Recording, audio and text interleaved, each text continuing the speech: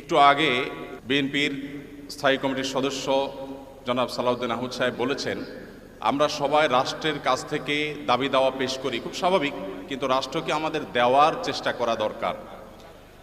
তার সাথে পরিপূর্ণভাবে সহমত পোষণ করে একটি কথা আমি বলতে চাই, সেটা হলো এদেশের 3 লক্ষ মসজিদের কমপক্ষে 6 লক্ষ ইমাম মুয়াজ্জিন রাষ্ট্রকে দেওয়ার জন্য প্রতিনিয়ত চেষ্টা করেন এবং দিয়ে যাচ্ছেন। দুর্ভাগ্যজনক বাস্তবতা, স্বাধীনতার 50 বছর পরেও ইমাম মুয়াজ্জিন এবং আলেম ওলামাদের কোনো অবদানের স্বীকৃতিটুকু রাষ্ট্র কখনো দিতে পারে নাই।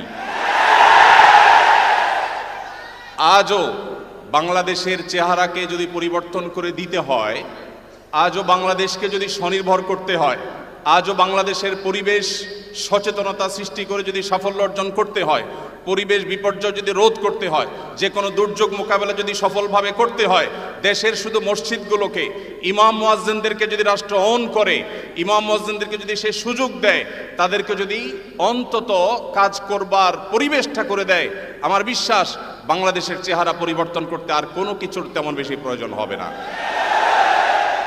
3 লক্ষ মসজিদ সরকারি হিসেব মতো কমপক্ষে 3 লক্ষ মসজিদ আরো বহু আগে বলা হয়েছে, সেটা এখন 3 লক্ষের অনেক বেশি চলে গেছে স্বাভাবিকভাবে।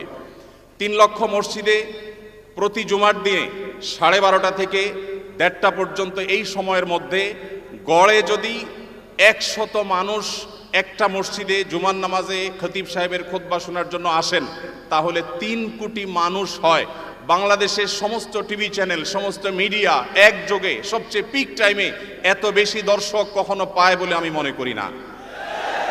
এবং সারা সপ্তাহের সবচাইতে মূল্যবান সময় বৃহস্পতিবার রাতে, শুক্রবার অফিস নেই, স্কুল কলেজ নেই, মাদ্রাসা নেই, সবাই ফ্রেশ একটা ঘুম দিয়ে, সপ্তাহের সবচাইতে ভালো গোসলটা দিয়ে, সবচেয়ে ভালো নাস্তাটা করে, সবচেয়ে সুন্দর পোশাকটা পরে, সবচেয়ে ভালো আতর পারফিউম ব্যবহার করে, সবচেয়ে মূল্যবান সময়টা খতিব সাহেবদের সামনে গিয়ে দোজানো হয়ে বসে। পৃথিবীর অন্য কোনো কৃষ্টি কালচার, কোনো সিস্টেমে একসাথে একটা দেশের 3 কোটি মানুষকে অ্যাড্রেস করার এই সুযোগ ইমাম সাহেব, খতিব সাহেবরা ছাড়ার কারোর হাতে নেই। ইমাম সাহেবরা যদি চান, তাদেরকে যদি রাষ্ট্র আসলে সুযোগ দেয়, তাহলে সেক্ষেত্রে তারা অনেক কিছু করতে পারেন। ইতিমধ্যে আমরা দেখেছি রোহিঙ্গা শরণার্থীরা যখন আমাদের দেশে আশ্রয় নিয়েছে, সবার আগে ঝাঁপিয়ে পড়েছেন এদেশে ওলামা একরাম। প্রতিটা দুর্যোগে ওলামা একরাম যে ঝাঁপিয়ে পড়েন, সেটা নিঃস্বার্থভাবে হয়, স্বার্থহীনভাবে হয়।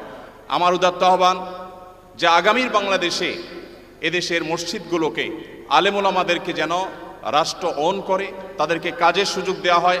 কোনো বেতন ভাতার সুবিধা দেওয়া এটা আসলে দয়া দাক্ষিণ্যের বিষয় নয়। এদেশে আইনশৃঙ্খলা যতটুকু নিয়ন্ত্রণে আছে, এর জন্য আইনশৃঙ্খলা রক্ষাকারী বাহিনী, সংশ্লিষ্ট বিভিন্ন ডিপার্টমেন্টে যেমন অবদান আছে, আমি মনে করি মসজিদের মিম্বরগুলো, মাহফিলের মঞ্চগুলোর অবদান তার চাইতে কোনো ক্রমে কম নয়। এদেশ থেকে যৌতুককে যে জাদুঘরে পৌঁছে দেওয়া হয়েছে, কারা জাদুঘরে যৌতুককে পৌঁছে দিয়েছে? এদেশে যৌতুকের অভিশাপ থেকে মুক্ত করার সবচেয়ে বড় ক্রেডিট একমাত্র ওলামা একরামের। এখনো কোন মসজিদের মিম্বর থেকে, কোন মাহফিলের মঞ্চ থেকে মানুষকে চুরি করতে, দুর্নীতি করতে, ডাকাতি করতে, মাদকাসক্ত হতে, কোনো খারাপ কাজের প্রতি আহ্বান করা হয় না। এই সমস্ত মঞ্চগুলো থেকে বহু মানুষ খারাপ পথ থেকে ফিরে আসে। আমরা যদি একটা সৎ, দক্ষ এবং ভালো নাগরিক গড়ে তুলতে চাই, তাহলে সেক্ষেত্রে মসজিদগুলোকে আমাদের অন করতে হবে। আমি বিশ্বাস করি আগামীর বাংলাদেশে সেটি হবে, আমরা সবাই সেটি প্রত্যাশাও করি। আমরা মসজিদ কেন্দ্রিক যে সমস্ত ব্যবস্থাপনা করা যায়, পরিবেশ সুরক্ষা, পরিচ্ছন্নতা অভিযান, দারিদ্র্য বিমোচন, স্কিল ডেভেলপমেন্টমূলক বহুমুখী কার্যক্রম আমরা সম্পন্ন করতে পারি। আমি সালাউদ্দিন ভাইয়ের সাথে পরিপূর্ণ একমত। শুধুমাত্র রাষ্ট্রের কাছ থেকে নেওয়ার ব্যাপার না, আমাদেরকে দেওয়ার চেষ্টা করতে হবে। এবং আমার বিশ্বাস ওলামা একরাম সেটা করতে চান, কিন্তু তাদেরকে সেই সুযোগটা দেওয়া হয় না। এদেশের আলেমদের কোন অবদানকে আজ 50 বছরের মধ্যে স্বীকৃতি দেওয়া হয়েছে আমি জানতে চাই। দুর্ভাগ্যজনক বাস্তবতা, সেটি আসলে হয়নি।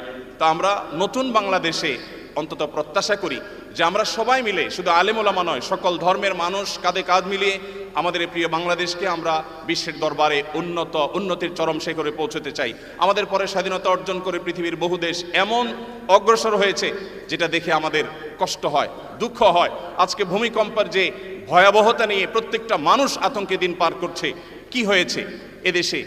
একটি মানুষের জীবন নিরাপদ করবার জন্য যথাযথ ব্যবস্থাটুকু পর্যন্ত আমরা নিতে পারিনি। আমি আশা করি আগামীর বাংলাদেশে যারাই আসবেন আমরা প্রত্যেকে এই ব্যাপারগুলোতে সচেতন থাকব।